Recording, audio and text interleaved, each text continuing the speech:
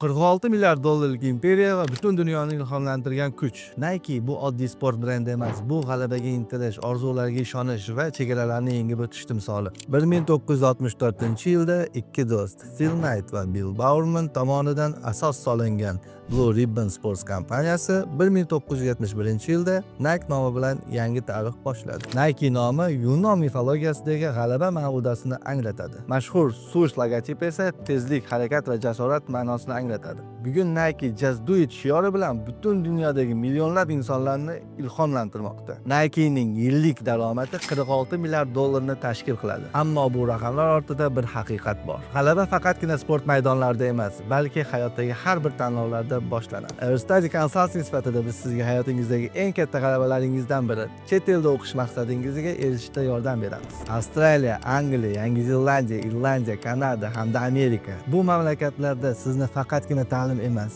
balki butunlay yangi imkoniyatlar dunyosi kutmoqda.